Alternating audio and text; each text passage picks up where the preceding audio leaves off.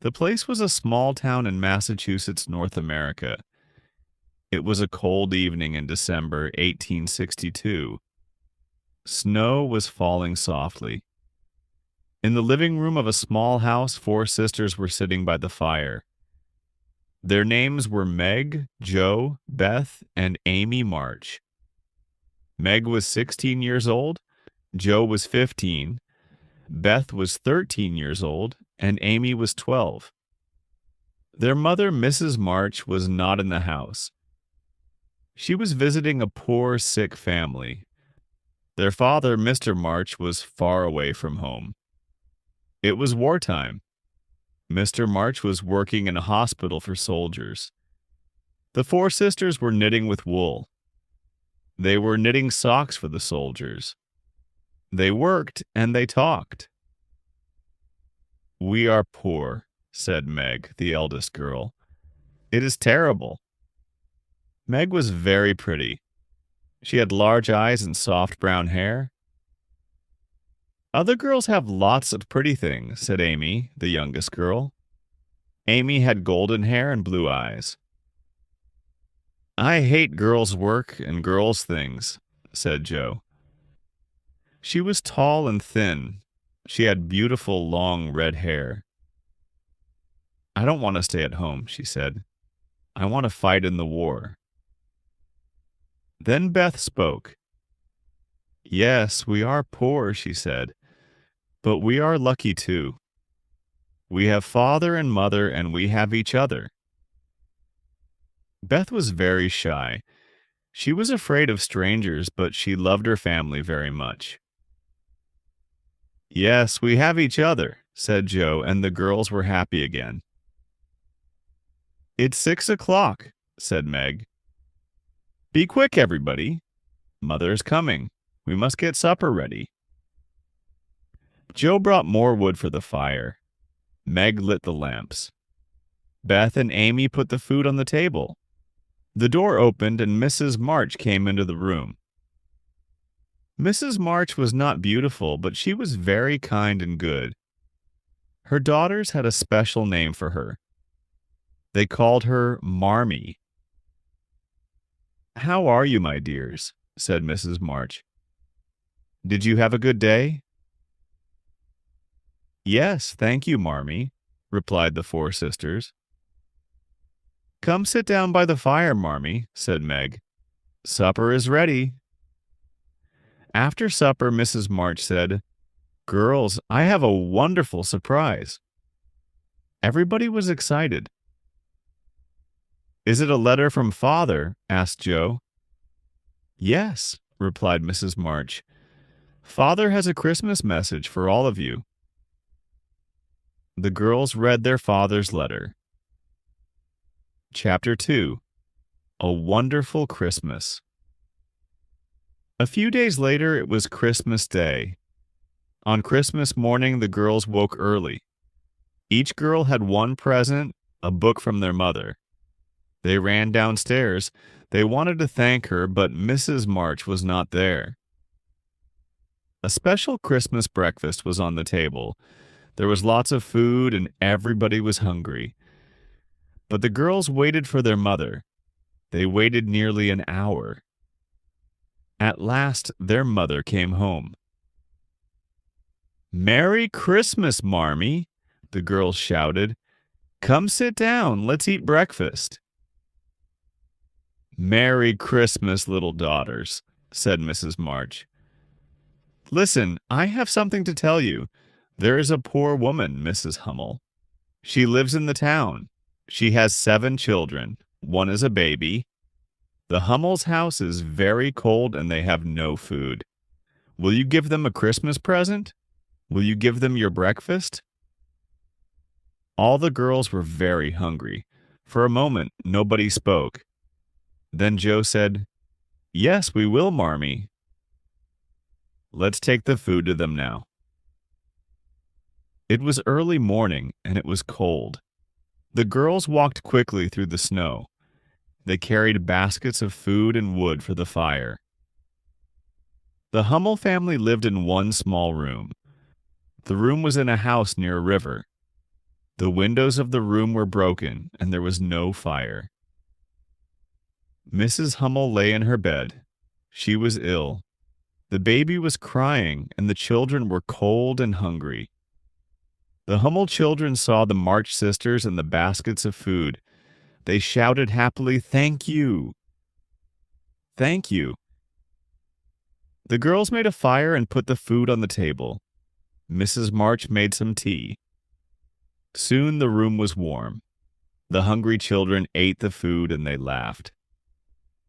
Later, Mrs. March and her daughters went home. They had bread and milk for breakfast, but they were very happy. The March sisters often acted in plays. Joe wrote the plays.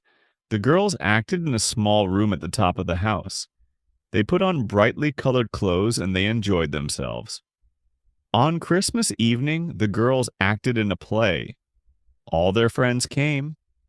Everybody enjoyed the play. Later, their friends went home, and the girls had a lovely surprise. Mrs. March called to them. "Supper is ready," she said. The girls ran downstairs. They saw lots of delicious food on the table: sweets, fruit, and ice cream. "Where did this lovely food come from, Marmee?" Amy asked. Mrs. March smiled. "Old Mr. Lawrence sent it," she replied. "Old Mr. Lawrence, our neighbor?" asked Meg.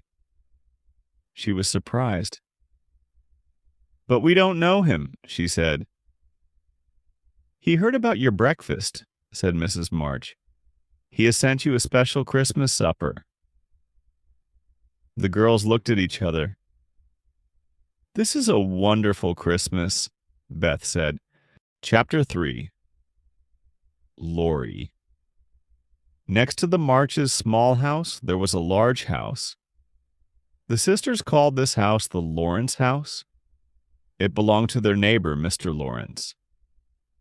Mr. Lawrence was old and he was very rich. His house was very beautiful. He lived in the house with his grandson. His grandson was 15, the same age as Joe. Sometimes the March sisters saw Mr. Lawrence's grandson, but the boy was always alone. A few days after Christmas, Joe was in her garden. She was wearing boots and an old coat. Joe was busy. She was sweeping snow from the path with a broom. Joe looked up at the Lawrence house. She saw a face looking out of a window. It was Mr. Lawrence's grandson. "The boy is sad. He is lonely," thought Joe. Then she had an idea. She took some snow and she made a ball with it. She threw the ball at the window. The boy laughed and he opened the window. "Hello," called Joe. "Are you ill?" "I was ill last week," said the boy. "I'm better now, but I'm very bored. I am not doing anything." "I'll visit you," said Joe. "Yes, please come," said the boy. A few minutes later, Joe knocked on the door of the Lawrence house. She was carrying a small basket. The basket was full of apples and cakes. The boy opened the door and Joe gave him the basket. "These things are for you," she said. "They are from my mother." "Thank you very much," said the boy. "Please come in. My name is Laurie, and you're Joe, aren't you?" "Yes," said Joe. She was very surprised. "How do you know my name?" "I know your name," said Laurie. "I know all your sisters' names. You call to each other in your garden. Sometimes I see you with your mother." "I have no mother. My parents are dead, so I live here with my grandfather." "But my grandfather is not at home today." "Laurie is rich, but he's very lonely," thought Joe. "I am poor, but I have a family, and I have a happy home." "Please visit us," said Joe. "We are neighbors. Let's be friends, too." Joe and Laurie talked all afternoon. Jo talked about her family, and Laurie talked about his life. He did not go to school. A teacher, Mr. Brooke, came to the house every day. Mr. Brooke taught Laurie his lessons. "Come into our library," said Laurie. "We have many fine books in the library." The library was a beautiful room with big windows. There were hundreds of interesting books on the shelves. There were many fine pictures on the walls. "What a wonderful room," said Jo. Suddenly, Laurie and Jo heard a noise. "Grandfather has come home," said Laurie. "I must go to him. Please stay here." Laurie went out of the library. Jo stood by the fire. There was a picture of old Mr. Lawrence on the wall. Jo looked at the picture. The door of the library opened, but she did not turn around. "Laurie," she said, "Mr. Lawrence, your grandfather is not handsome, but he has a kind face. I like him." "Thank you," said a voice. Jo turned around quickly. Mr. Lawrence was standing near the door. "Oh," she said, "I am sorry." "So I'm not handsome?" asked Mr. Lawrence. "Well, no, sir, but I have a kind face." "Yes, you do, sir," replied Jo. Mr. Lawrence laughed. "I knew your grandfather," he said. "He was a good man. Now have some tea." Laurie was very happy. Laurie and Jo drank tea and they talked. Mr. Lawrence watched them. "My grandson is happy," he thought. "He was lonely. He must have some friends." Later, Jo went home. She told her mother and her sisters about the Lawrences' beautiful house. "Marmee, please let Laurie visit us," she said. "Yes, dear," replied Mrs. March. "Your new friend Laurie will be welcome in our house." Chapter 4. A Present for Beth. Laurie and the March sisters became good friends. They visited each other often. They had many happy days together. Everybody liked Laurie and his grandfather. Meg, Jo, and Amy all went to the Lawrence house. Meg loved flowers and gardens. She liked the garden at the Lawrence house very much. It was winter and there were no flowers, but there was snow on the trees. They were very beautiful. Jo wrote plays and stories, and she loved books. She liked the library at the Lawrence house. Amy liked the library, too. She painted pictures. She liked the paintings on the library walls. But Beth did not visit the Lawrence house. She was very shy. She was afraid of old Mr. Lawrence. Beth did not go to school. She learned her lessons at home. Beth's life was quiet, but she was very happy. She helped her mother with the housework. She learned her lessons every day. Beth loved music. The Marches had a piano, but it was very old. Beth tried to play the piano, but the music did not sound very good. One day, Mr. Lawrence spoke to Mrs. March. "Do your daughters play the piano?" he asked. "Beth plays the piano," Mrs. March replied. "I have a beautiful piano," said Mr. Lawrence. "But nobody plays it now. Will Beth come to my house? Will she play the piano?" "Beth is very shy," Mrs. March said. "Laurie and I are often out of the house," said Mr. Lawrence. "Beth must come, then we will not hear her playing the piano." Miss March told Beth the news. Beth was very happy and excited. She wanted to play Mr. Lawrence's piano. The next day, Beth went to the Lawrence house. The house was very quiet. "Good," thought Beth. "Everybody is out of the house." The piano was in the living room. Beth walked very quietly into the room. She touched the piano. How beautiful it is, she thought. Some pages of music were lying on top of the piano. Beth looked at the pages. The music was not difficult, so she started to play. Beth played the piano for many hours. She enjoyed herself very much. After that, she went to the Lawrence house every day. Sometimes Mr. Lawrence was in the house. He often listened to the music, but Beth never saw him. A few weeks passed. One day, Beth spoke to her mother, Mary. She said, "I want to thank Mr. Lawrence. He has been very kind. I will give him a present. Shall I knit a pair of slippers for him?" "Yes, Beth," replied Mrs. March. "That's a very good idea." Beth bought some wool and she made a beautiful pair of slippers. She took them to the Lawrence house. Mr. Lawrence was away from home, so Beth wrote a short note. She put the note and the slippers on a table, then she went home.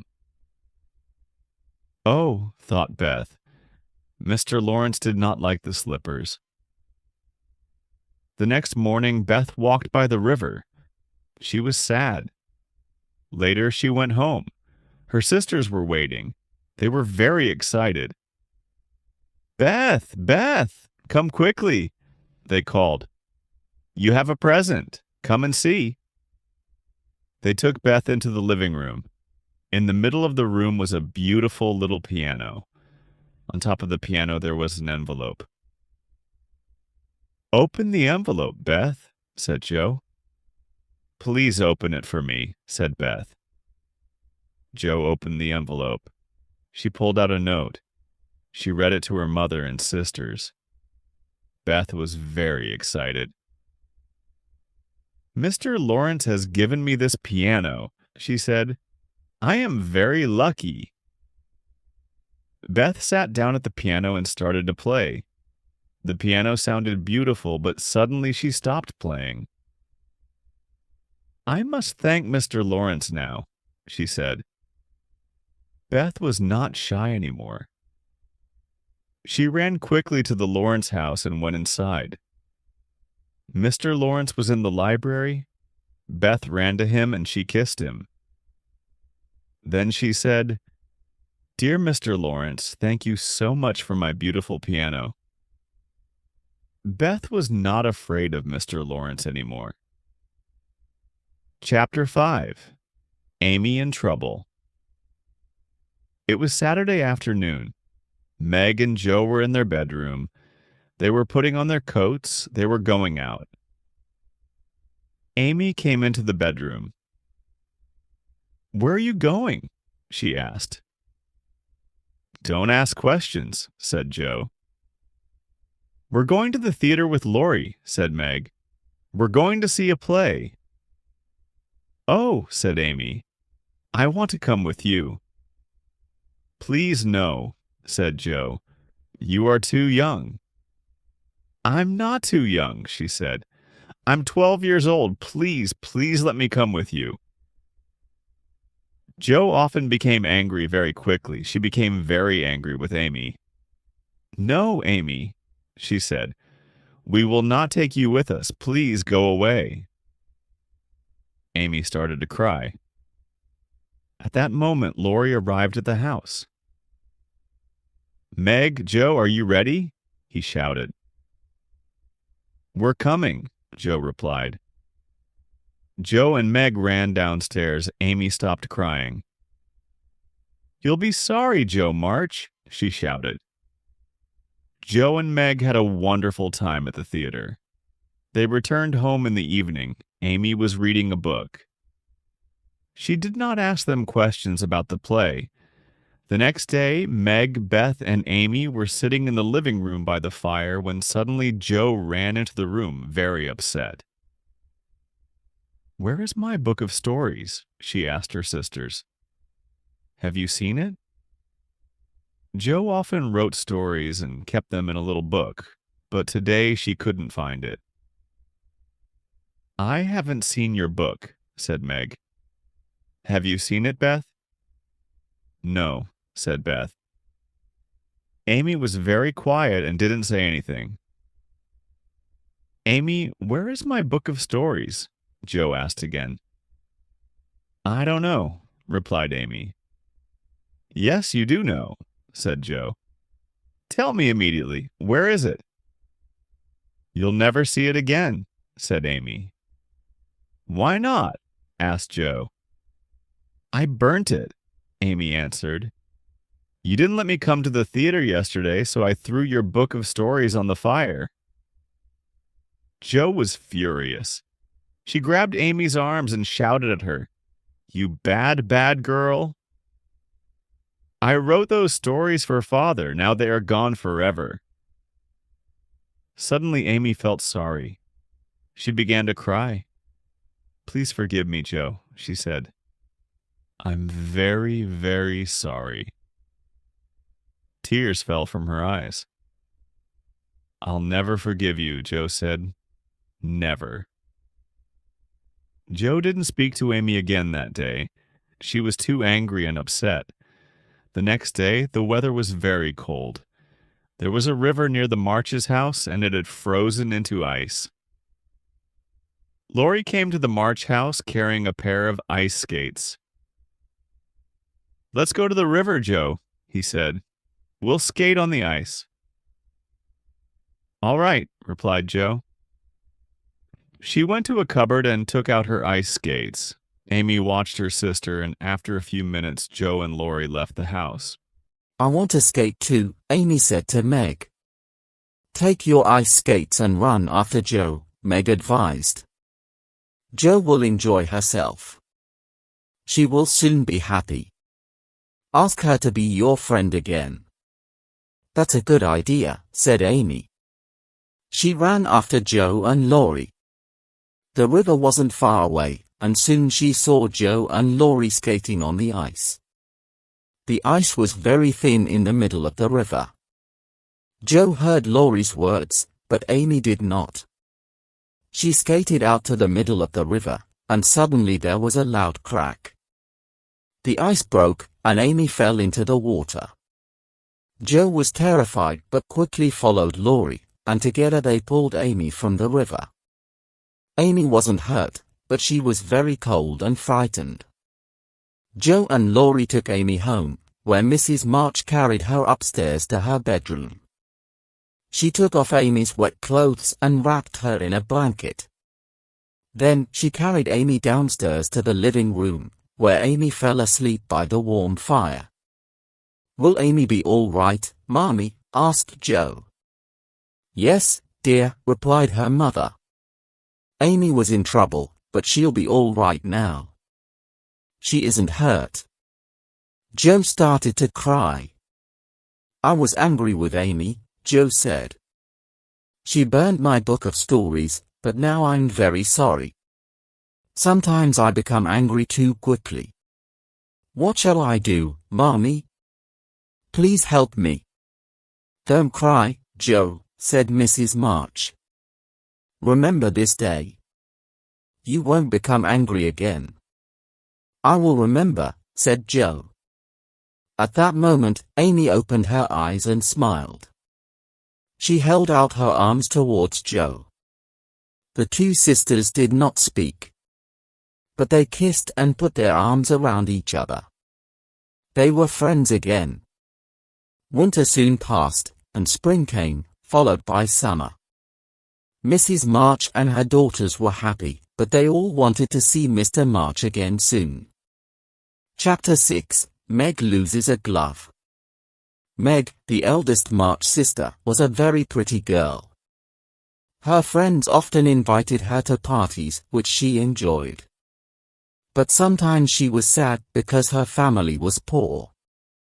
Meg's friends lived in fine houses and had beautiful clothes, while Meg did not have beautiful clothes or lovely things. One day in July, Meg was at a friend's house when she overheard a conversation between two women, her friend's mother and another woman. They were talking about Meg. Meg March is a kind and lovely girl, said one woman, but her family is poor. The Marches live near the Lawrences, said the other woman. The Lawrences are very rich. Does Mrs. March have marriage plans for her daughters? Will one of them marry Mr. Lawrence's grandson? Meg heard these words and was very upset. I like Laurie very much, she thought. But I do not want to marry him. We don't think about Laurie's money. He is our best friend. Meg went home and spoke to her mother. Marmee, do you have marriage plans for us? She asked. Marriage plans, said Mrs. March. Meg told her mother all about the women's conversation. Mrs. March was very angry. Those women are very foolish, she said. My daughters are beautiful, good, and happy. They will marry good husbands. But good men are not always rich men. Mrs. March continued, love is more important than money. Don't marry a rich man without love, Meg. Marry a poor man with love. Then you will be happy. You're right, Marmee, Meg said. I'll always remember your words. The next day, a letter arrived for Jo. Jo read the letter to her sisters. A picnic? That will be exciting, said Amy. Please, Marmee, we want to go on the picnic. Very well, go on the picnic, said Mrs. March. You will have a good time. The next day was warm and sunny. Laurie and his new friends walked to the river, where the March girls met them. They all brought baskets of food and put them into 2 small boats. The March sisters sat in the boats while Laurie and his friends rowed them on the river. Then they got out and found a good place for the picnic. Everybody was hungry, and the food was delicious. Later, Jo, Laurie, Beth, and Amy talked to Laurie's friends and played games. Meg was reading a German book but didn't understand some of the words. Mr. Brooke, Laurie's teacher, was a quiet young man with brown eyes and a kind face. He often looked at Meg, but Meg didn't notice. You're a very good teacher, Mr. Brooke, said Meg. Thank you, replied Mr. Brooke. I enjoy my work. Laurie is a very good student. Everybody had a good time at the picnic, but at last, they had to go home. The next day, Meg was looking for her gloves. I've lost a glove, she said. Have you seen it, Jo? No, I haven't seen it, replied Jo. Did you lose it at the picnic? I'll ask Laurie, said Jo. Later, Jo said to Laurie, Meg has lost a glove. Laurie started to laugh. I know where her glove is, he said. Where is it? Asked Jo. I will tell you, said Laurie. But don't tell Meg. I won't tell Meg, said Jo. The glove is in John Brooke's pocket, said Laurie. Jo did not understand. What do you mean? She asked. Why is the glove in John Brooke's pocket? Meg dropped her glove, and John Brooke found it, said Laurie. He put the glove in his pocket. He looks at it every day. John is in love with Meg. Isn't that wonderful? But Jo was angry and upset. No, she said. It isn't wonderful. It's terrible news. Mr. Brooke will marry Meg. Oh, Jo, what have you done? Many women want long red hair, said Jo. I went to the barber's shop. The barber cut my hair. Then I sold him my hair. He gave me $25 for it. I wanted to help Marmee and Father. Tears fell from Mrs. March's eyes. Jo, you are good and kind, she said. That night, Meg and Jo could not sleep. Jo was thinking about her hair. Meg was thinking about Mr. Brooke. Both girls were worrying about their father. The next morning, Mr. Lawrence's carriage came to the Marches' house. Mr. Brooke was sitting inside the carriage. Mrs. March kissed her daughters and said goodbye. Then she got into the carriage. The sun shone on the sad faces of the March sisters. "Goodbye, dear Marmee," they said. "Goodbye." Chapter 8. Beth is ill. Mrs. March was in Washington. The four sisters worked very hard. They did the housework every day. They were worried about their father and mother. But the girls were very kind to each other, and they wrote to their mother every day. Soon a letter arrived from Mrs. March. The girls were happy. And soon Meg, Joe, and Amy forgot about the housework. Beth did not forget. She did her own work, and she did her sister's work, too. One afternoon, Beth, Meg, and Joe were talking. Amy was not at home. "Meg," said Beth, "please will you visit the Hummel family? Marmee often visits them. Marmee is not here. We must visit the Hummels." "I'm sorry, Beth," said Meg. "I'm very tired today. Joe must go to the Hummel's house." "I can't go," said Joe. "I'm going to meet Laurie. I can't visit the Hummels today." "You must go yourself, Beth." "I've visited the Hummels every day this week," said Beth. "The baby is ill, and I am very worried." "Oh," said Meg, "Amy will come home soon. Then she must visit the Hummels." An hour passed, but Amy did not come home. Meg and Joe went upstairs. Meg looked at a new dress. Joe wrote a story. They forgot about the Hummels. Beth waited. At last, she put on her coat, put some food in a basket, and went out. Meg and Joe did not see her leaving. Later, Beth returned. She did not speak to anybody. She went upstairs to her mother's bedroom and shut the door. An hour later, Joe found Beth. Beth was sitting on her mother's bed. Her face was white, and she was crying. She was holding a bottle of medicine. "What is wrong?" Joe asked. "Oh, Joe, the baby is dead," said Beth. "Which baby?" asked Joe. "The Hummel baby," replied Beth. "I went to the Hummel's house this afternoon. The baby was very ill. Mrs. Hummel went to get the doctor. I held the baby in my arms, but it died." "Oh, Beth, that is terrible," said Joe. "What happened next?" "Mrs. Hummel came back with the doctor," said Beth. "The doctor looked at the baby. He said this baby had scarlet fever." "Scarlet fever?" said Joe. "Yes," Beth said. "The doctor gave me this medicine. He said, go home immediately. Drink some of this. And now I have a headache, and I'm very hot." Suddenly, Joe was afraid. "Has Beth got scarlet fever?" she thought. "It is a very dangerous illness." "Don't worry, Beth," Joe said. "I'll tell Meg. We will get Marmee's doctor," and Meg was very worried. Beth went to the Hummel's house every day. She said to Joe, "We must get Dr. Bangs immediately." Dr. Bangs came and looked at Beth. Then the doctor spoke to Meg and Joe. "Beth has scarlet fever," he said.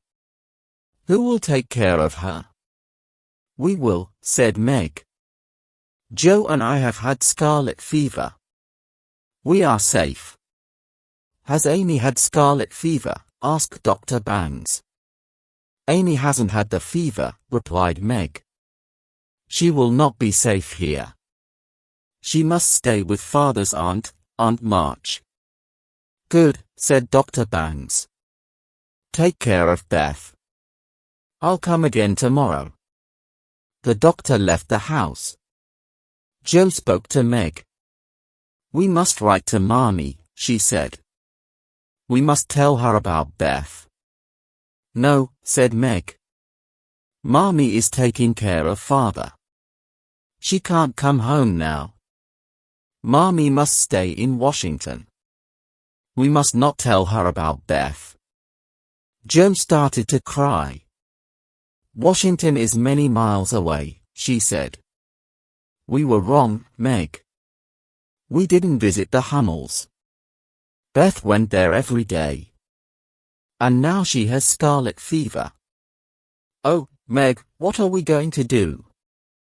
Meg put her arms around Joe. Don't cry, Joe, she said. Beth has scarlet fever, but she will get better soon. Now we must take care of her. The next day, Amy went to Aunt March's house. Meg and Joe took care of Beth. Chapter 9, News from Washington. Beth was very ill. The days passed, and she did not get better. Beth could not eat. She slept for many hours. Sometimes she was awake.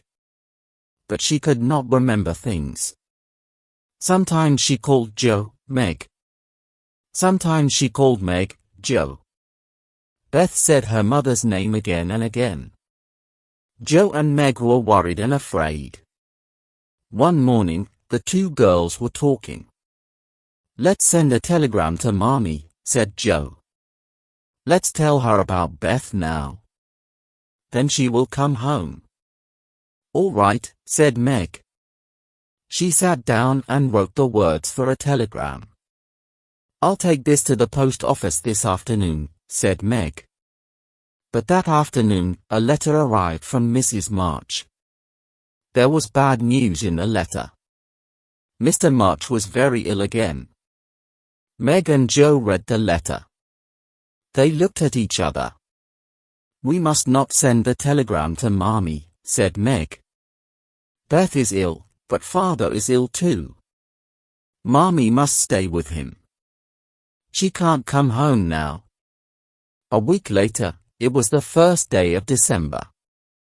The weather was very cold. The wind blew all day, and snow fell. In the morning, Dr. Bangs visited the house. He looked at Beth for a long time. Then he spoke to Meg and Joe. Beth is very, very ill, he said. Your mother must come home immediately. I will come back tonight, Meg said. We must send the telegram to Marmee, said Joe. Joe put on her coat and hat, and she ran outside. Laurie was walking towards the house. He was holding a letter in his hand. He was very happy and excited. I have good news, he said. This letter is from John Brooke. Your father is getting better now, but what's wrong, Joe? Where are you going? I'm going to send a telegram to Marmee, replied Joe. Dr. Bangs visited Beth. She is very, very ill. Joe started to cry. Laurie held Joe's hand. Dear Joe, he said. Grandfather and I will always help you. Please remember that. Yes, said Joe. You are our good friends. Thank you very much. I must tell you something, said Laurie. Last week, Grandfather and I were talking about Beth. We were very worried about her. We sent a telegram to your mother. We told her about Beth's illness. Today I received this letter from John Brooke. Your mother will be here early tomorrow morning. Then everything will be all right. Joe was happy again. She stopped crying. Laurie, she said, you're a wonderful friend. Thank you. Joe ran inside the house. She told Meg the good news. Meg was very happy too. The afternoon passed slowly. Beth lay in her bed. Her eyes were closed. She did not eat or speak. Sometimes she drank some water. Meg and Joe sat by her bed. The wind blew, and the snow fell. At last, night came. Meg and Joe watched Beth. They waited for Mrs. March, and they waited for Dr. Bangs. Old Mr. Lawrence and Laurie waited too. They sat downstairs in the living room. They sat by the fire. The hours passed. At 2 o'clock in the morning, Joe went to the window. She looked out at the garden. There was thick snow everywhere. The world is sad and lonely tonight, she thought. Suddenly, she heard a noise. She turned around. Meg was crying. Beth has died, thought Joe. Beth has died, and Meg cannot tell me. She went to the bed and looked down at Beth. Beth was quiet. Her eyes were closed. Then the door opened, and Dr. Bangs came into the room. Beth is dead, Joe said quietly. Dr. Bangs looked at Beth. He held her hands. Then he smiled. No, he said. Beth isn't dead. She's sleeping. She's going to be all right. There is no more danger. Meg and Joe put their arms around each other, and they cried. They were very, very happy. Soon, it was morning. The sisters heard the sound of a carriage in the street. Then Laurie called from the living room. Girls, girls, your mother is here. Mrs. March had come home. Chapter 10, The Best Christmas Present. Amy was unhappy at Aunt March's house. She wanted to see her family. Aunt March was an old lady. She did not like young girls. Sometimes she was angry with Amy. Every evening, Amy had to read to Aunt March. But she did not like Aunt March's books. They were not very interesting. One evening, Aunt March spoke to Amy. I have had a letter from your mother, she said. She has come home. She will take you home tomorrow. Amy was very happy. Soon, the four sisters were together again, and every day Beth was stronger. One day, a letter came from Washington. It was from John Brooke. Mrs. March read the letter. Girls, girls, I have wonderful news, she said. Mr. Brooke is going to bring father home. It was a week before Christmas. The March sisters were very busy and excited. They made Christmas presents, and they cooked delicious food for Christmas Day. In the evening, Jo spoke to her mother. Marmee, she said, I must tell you something. John Brooke loves Meg. In the summer, Meg lost a glove. John Brooke found it, and he put it in his pocket. Isn't that terrible, Marmee? Why is it terrible? Asked Mrs. March. John Brooke will marry Meg, replied Jo. He'll take her away from us. Listen, Jo, said Mrs. March. John Brooke is a good young man. He was very kind and helpful in Washington. John Brooke must not marry Meg, Jo said. Meg must not marry a poor man. Money is not important, replied Mrs. March. John is good and kind. He loves Meg very much, but Meg is young. She is only 17. They must wait. Please don't be sad, Jo, Mrs. March said. One day you will leave this house, too. You will meet a good man, and you will marry him. No, Mother, cried Jo. I'll never marry anybody.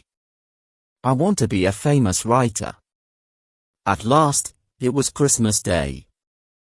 Everybody had some presents. Everybody was happy. In the afternoon, Laurie and old Mr. Laurent came to the Marches' house. They brought presents. Everybody talked, and everybody laughed. Then somebody knocked at the front door. Laurie went to the door. A moment later, he came back into the living room. He was very excited. "Here is another Christmas present for the March family," he said. A tall man was standing behind Laurie. Everybody looked at the man for a moment. They did not speak. Then the girls shouted together, "Father!" All the sisters ran to their father. They put their arms around him. Everybody was talking and crying. "This is the best Christmas present," said Amy. Then another man came into the room. It was John Brooke. Meg ran toward him. "I'm very happy to see you, John," she said. "Thank you. You have brought Father home to us." Later, everybody ate Christmas dinner. Then the Lawrences and John Brooke went home. The March family sat by the fire. Mr. March looked at the faces of his 4 happy daughters. "My dears," he said, "this year has been very long and difficult. You had to work very hard. I left home and you were girls. Now you have grown up. You are 4 fine women." Chapter 11, A Happy Ending. The Marches were together again. Every day, Mr. March and Beth were stronger. Laurie and old Mr. Laurent often visited the Marches. But John Brooke did not come with them. Meg was sad. She wanted to see John very much. "I don't understand," she thought. "Why doesn't John visit us?" One afternoon, Meg and Joe were talking. Joe saw an umbrella by the front door. "Whose umbrella is that?" she asked. "I've never seen it before."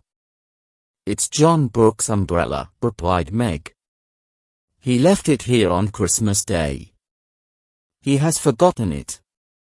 "Meg," said Joe, "do you like John Brooke? Do you love him? Are you going to marry him?" No, Meg said. "I'm too young for marriage."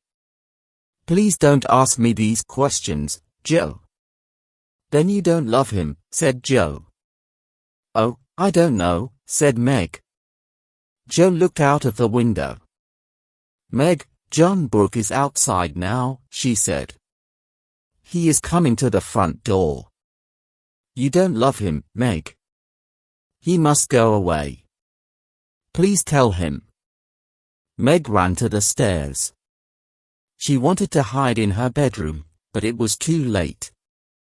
John Brooke came into the house. "Good afternoon," John said. "Do you have my umbrella?" "I left it here." He smiled. "How is your father?" "He's very well, thank you," said Joe. "We'll bring him." Joe went upstairs, and Meg started to follow, but John Brooke stopped her. "Please don't go, Meg," he said. "I must say something to you." "Oh," said Meg. "Let's talk in the living room." John and Meg went into the living room. Meg sat down, and John Brooke sat beside her. He held her hand. "Dearest Meg," he said. "I love you. I am poor, but I can work hard. I can make a good home for you. Please, Meg. Will you be my wife?" At first, Meg did not speak. Then she said, "I don't know, John." "Please, Meg," said John Brooke. "Will you marry me?" Suddenly the door opened, and Aunt March came into the room. Meg and John were very surprised. Aunt March was surprised, too. "Good afternoon, Meg," she said. "Where is your father?" Then she looked at John Brooke. "Who is this young man?" Aunt March, this is John Brooke, Meg said. John is father's friend, said Aunt March. John Brooke, said Aunt March. Why are you here, young man? What are you talking about? Aunt March, said Meg quietly, John Brooke wants to marry me. Aunt March looked angrily at John Brooke. Then she said, young man, Mrs. March has spoken about you. You are poor. You have no money. Meg must marry a man with money. Meg was very angry. Aunt March, she said. John is poor, but he is a good man and I love him. John Brooke smiled, and his eyes were bright. Dearest Meg, he said. Do you love me? Will you marry me? Yes, I will, said Meg. Meg, said Aunt March. You are a very foolish girl. You will never get any money from me. Goodbye. She turned round and went quickly out of the room. Meg and John told the March family their good news. It's wonderful news, said Mr. and Mrs. March. Congratulations. Congratulations, said Amy and Beth together. Jo said nothing. She was not happy.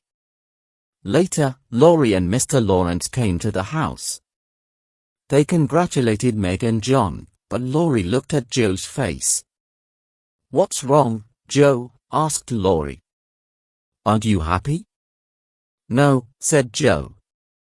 Meg is my dear sister and my dear friend. Now John Brooke will take her away.